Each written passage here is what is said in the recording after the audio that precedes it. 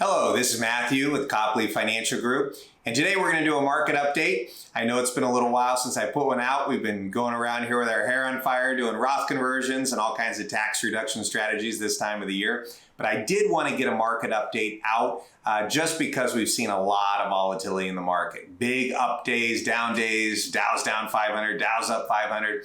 And so I wanted to let you know kind of what's going on and what we're seeing out there in the stock market and the economy. So a couple competing factors. One is a slowdown and the other one is inflation.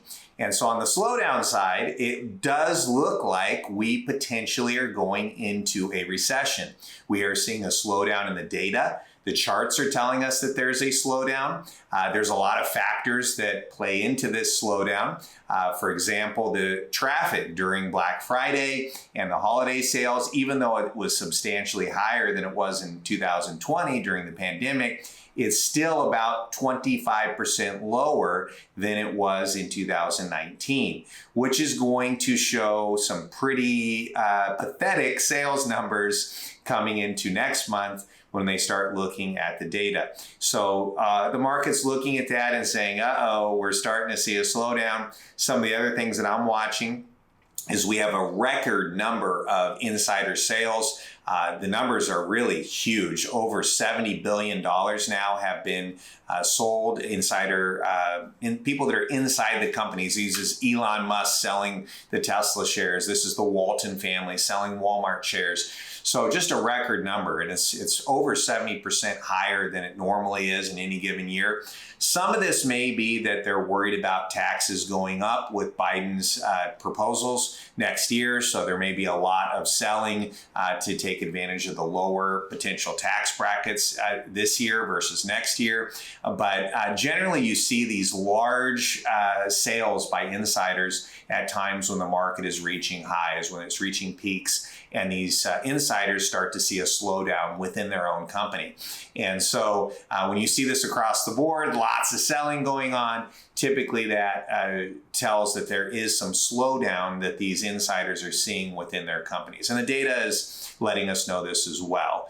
Also, if you look at the bond market, especially the long maturity bonds, we're starting to see what looks like a slowdown as well.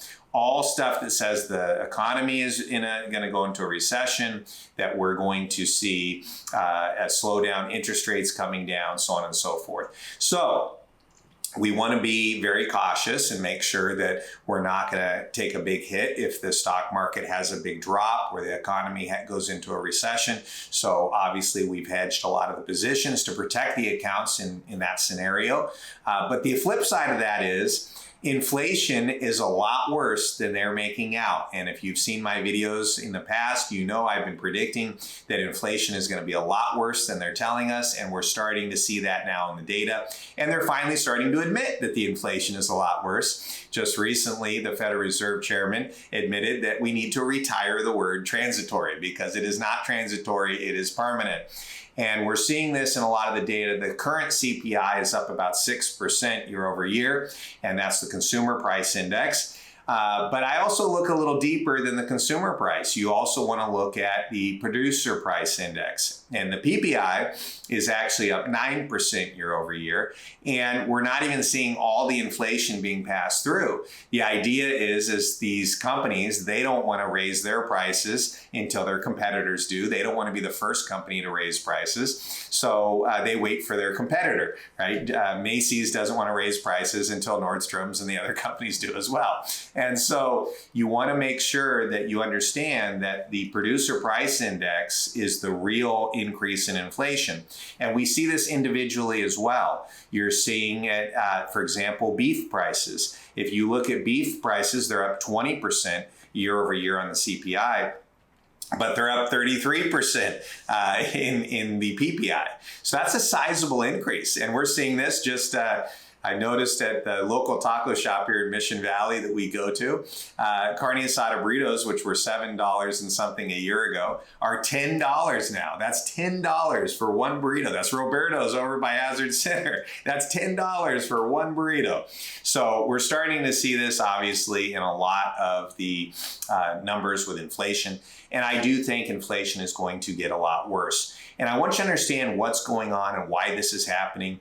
You have to think of the economy as all of the goods and services, all of the things that we produce. So if you have a guy that grows potatoes in Idaho, and you have someone who manufactures widgets in their factory, and you have someone who works on automobiles, and you have a guy who's a brain surgeon who went to school for 8 years, when those people produce something or they provide a service, they get paid. And we pay them in money. But what that money represents is really a claim check. That money is a claim on their service or their production. So if a guy makes a sandwich at the deli, he gets paid for his work putting that sandwich together and paying for his cost to run the deli. And if a guy fixes a transmission at the mechanic shop, he's getting paid for his service and his time to fix the transmission. So if the guy at the mechanic shop gets paid a claim check for his service and he goes down to the deli and wants to buy a sandwich, he takes some of his production that he got paid for and uses it to buy a sandwich. So this is where this person's producing something, they get a claim check, and this person's producing something, they get a claim check. But unfortunately, when you make a lot of claim checks out of thin air, you can't make sandwiches out of thin air. You can't make someone fixing a transmission, a mechanic, out of thin air. You can't make a brain surgeon out of thin air. So essentially what happens is you have these extra claim checks and you have the same number of goods and services, and this is going to do two things. It's going to create shortages, number one, so you're going to have more money demanding services and goods that aren't there, and then it's going to cause prices to go up. So inflation is not rising prices. The inflation's already here. We've already done the inflation, and the rising prices is a consequence. It's a symptom of the inflation. The supply chain is a symptom of the inflation. So I think this is going to get a lot worse. And the reason I think this is going to get a lot worse is we now have record amounts of cash on the sidelines because the consumer has been very nervous about the economy and politics and everything else. There's a lot of cash in bank accounts. There's a lot of cash in the sidelines. In fact, there's a record amount of cash sitting there. And when that cash gets deployed, you're going to see a lot more inflation. Even in the face of a recession, potentially, there's going to be a lot of inflation. And when you start thinking about what can happen, it's like musical chairs. You don't want to be the person that doesn't have a chair when the music stops. When people start to realize it's a really bad idea to have a lot of cash in the bank. And what I'm seeing, one client after another, 100,000, 150,000, 200,000 cash in the bank. When people realize this is a really bad idea to be getting 0.5% interest when inflation officially is at 6% on the CPI and 9% on the PPI, what's going to happen is they're going to use that money to buy something. Now, that might be an asset like a stock market investment, maybe real estate, maybe fine wine, fine art, baseball cards, a 1968 Mustang, something of value. That money is going to get deployed. It's going to cause inflation. And when people start to realize, cash is a hot potato, I don't want to hold on to it because it's slowly going down in value, what happens is the velocity of money will pick up and that inflation will get a lot worse because people won't want to hold cash. Right now, it's a crazy amount of people hoarding cash, and that is going to change here shortly once people realize that's a bad idea. So when you combine all the data that says, hey, we may be going into a slowdown, and a lot of the stocks are at extremely high valuations. These are the Amazons, the Facebooks, the Teslas, the Netflix. These companies with very high valuations, their stock price is going to come down. And we're already seeing this in some of the smaller companies. There was a lot of companies during the pandemic that did really, really well during the shutdown. One of those was the Zoom. Everyone went on the Zoom calls. And of course, Zoom stock price went right up, zoomed up. And we've seen now that the stock price of Zoom has now crashed 70% from the high. And that's because they don't have the revenue to back up these extremely high valuations. And we're going to see that across the board on a lot of these large companies. And unfortunately, right now, the S&P 500 should be called the S&P 7 because the top 7 companies represent 35% of the entire stock market. And so we want to be very careful. Right now, you want to position all the investments into high quality blue chip value stocks, good valuation, good dividends, good cash flow, good balance sheet, low debt. And we also at the same time want to understand that there's a potential with all this inflation coming that the prices of everything can go up, including stocks. And so we don't want to hold cash. And so this is an interesting time. It may be very similar to what we saw in the 1970s when they coined the word stagflation.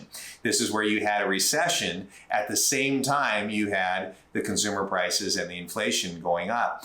And so we want to make sure we're positioned to both take advantage of a potential downturn in the market. So we do want to have some cash on the sidelines to buy back in if the market does have a temporary downturn. But we also want to be very aware that the inflation is going to push up asset prices on everything from stocks to real estate to baseball cards to fine wine to fine art to classic automobiles. So just keep that in mind when we're positioning the investments. And we've got some great ways to do that.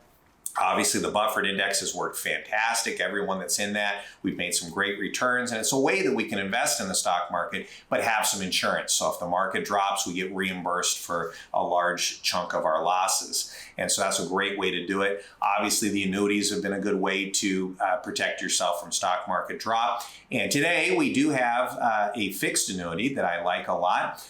It's a guaranteed 3.05% for the next 5 years. It's just a fixed. It's not an index. It's just a flat amount. And that's certainly a lot better than making 0.5% in the bank. Not quite what we want to get with inflation running at 6%. But that is an option to kind of get out of the stock market, get out of the way.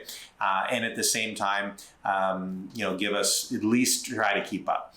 And then, of course, there's a lot of other stuff that we want to take a look at, alternatives, what goes up in an inflationary environment, agriculture, basic materials, and precious metals, which has really lagged, surprisingly, with all the inflation we're seeing. I'm surprised that precious metals really has not started to move up any more than it has. But it's just getting started. We saw this in the mid-70s. It was interesting. You saw the price of gold kind of spike up and then come back down in the mid-70s. And it was kind of surprising. All this inflation is going on. Why isn't the price of gold going up? And the market figured it out real quick, and the price of gold just skyrocketed in the late 70s. And we went from price of gold at $35 an ounce at the beginning of the 1970s up to $800 an ounce at the end of the 1970s. So that's a possibility. And when you see that kind of inflation along with potential recession slowdown, this is the kind of result that we could see. So we want to keep doing our balanced, diversified portfolio. We'll be happy to chat with you about your individual holdings. If you want to come in and see us, we'll be happy to go over that with you, or we can do a Zoom meeting or a phone call. So thank you for allowing me to give you a little market update on what's going on. And if I don't do another one of these before the holidays, happy holidays and have a nice new year.